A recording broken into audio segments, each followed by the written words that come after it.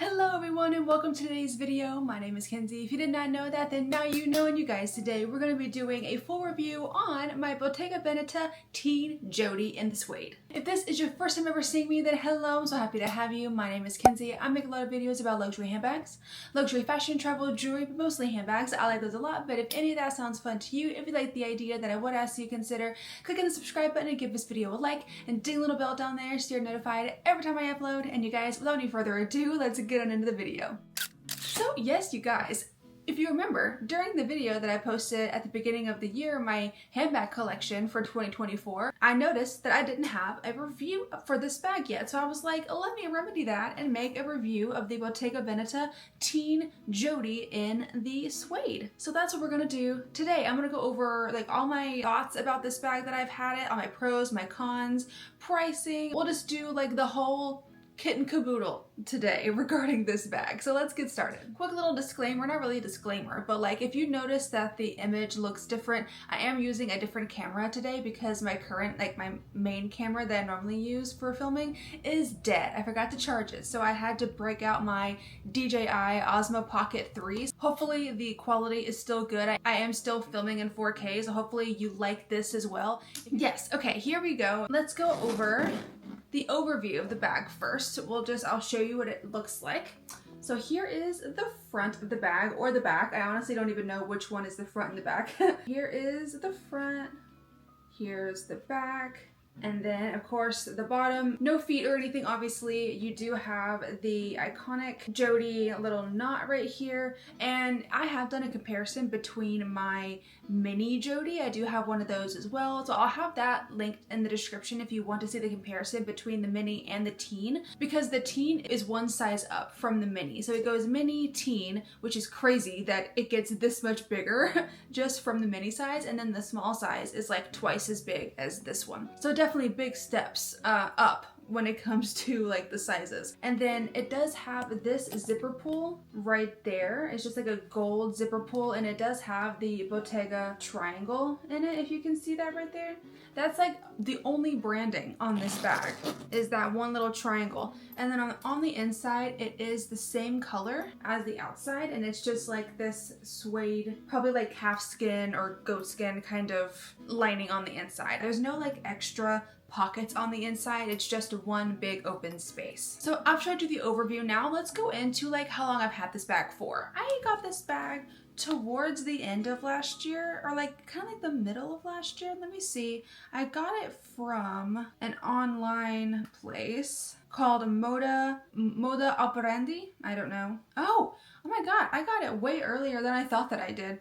So I got it on June the 6th, so one day before my birthday, and I got it for $3,651. The retail price is $3,300, but with tax and shipping, I did pay for like overnight shipping because I wanted to get it like immediately. So that was $30 for shipping, and then $321 of Tennessee sales tax. So $3,651 is what I paid for the Teen Jodie. And yeah, I've had it for a lot longer than I thought that I had. I, for some reason, thought that I got this in like September or something. So I've had it for about 9 months, so it's about time we do a review. I have a lot to say about this bag. Let's talk about the pricing.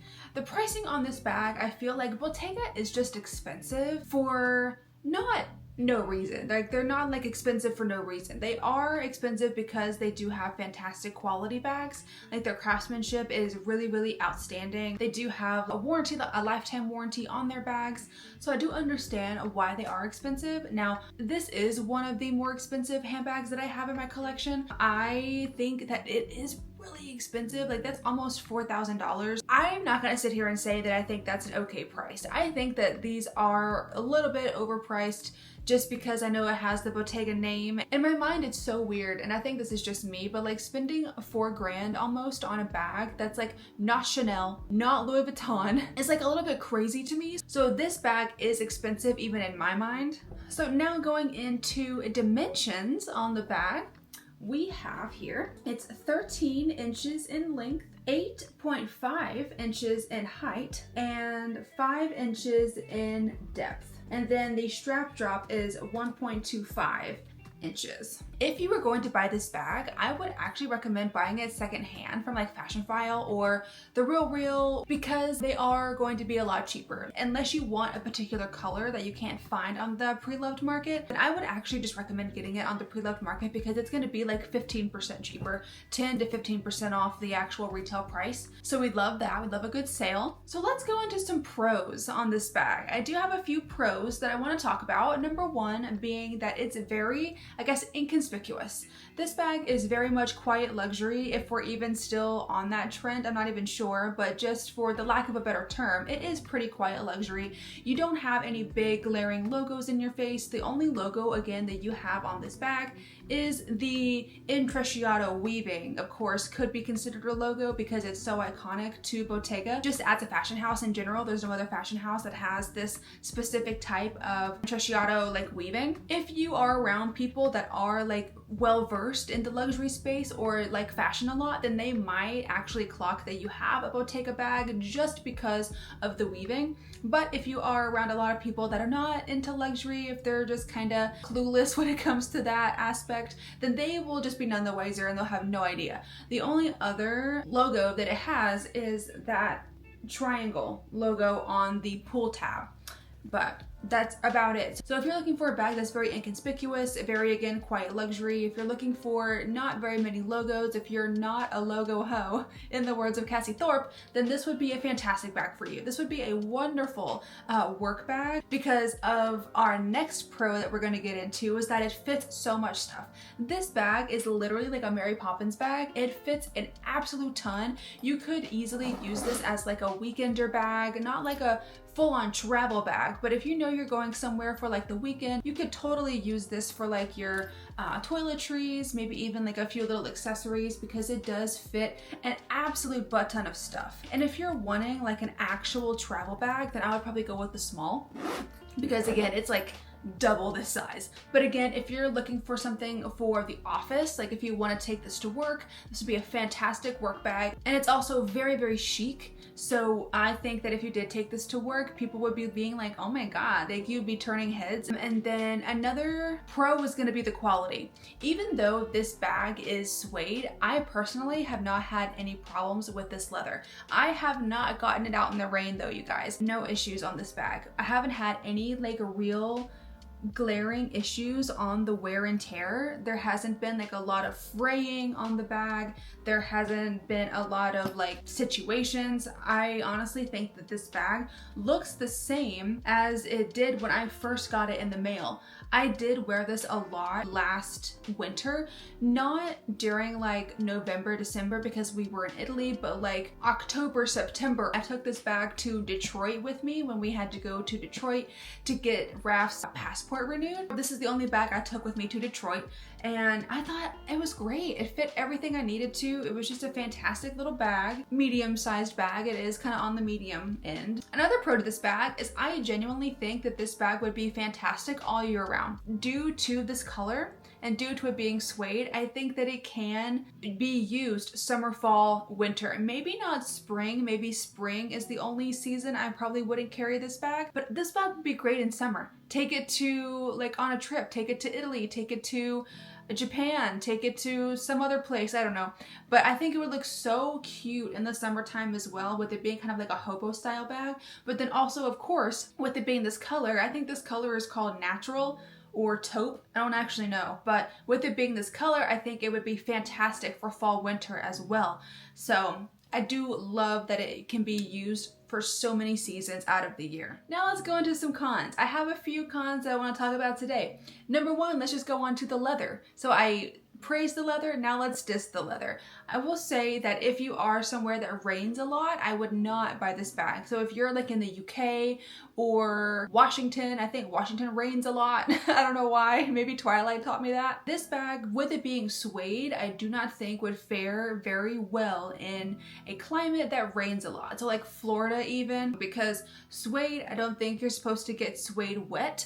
And I think suede is relatively difficult to clean because it's like fabric. It's not like a smooth leather. It's still leather, but just a different type. It's kind of like a sponge. Not really, but like a little bit, because if you get water on it, you're not going to be able just to wipe it off. It's going to sink down into the leather and you're going to have like a big spot. I don't know if it will dry. That's one thing that I haven't tested because I haven't taken this out in the rain for that purpose, because I've been like actually pretty scared of getting it wet. So I don't know if it gets rained on, if you'll just have watermarks everywhere like you would on like the Louis Vuitton untreated Vachetta, or if it would dry and if it wouldn't be a big deal. I don't want to test that theory because I don't want to ruin my bag. But if you're someone that also has this bag and if you have gotten it wet, please let me know in the comments what your experience has been. Did it dry? Was it not a big deal? Because if it dried and it's not a massive deal, then who cares? It's fine.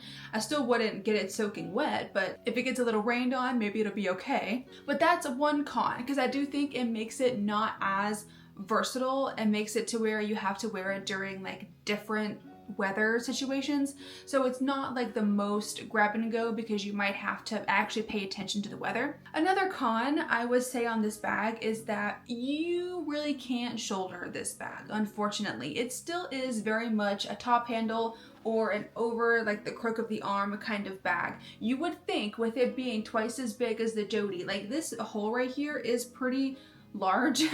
You would think you would be able to get it over your shoulder. Now, some outfits you can. Like if you're wearing a t-shirt or a very thin sweater or like a long sleeve, you might be able to get this over your shoulder and wear it no problem as like a shoulder bag.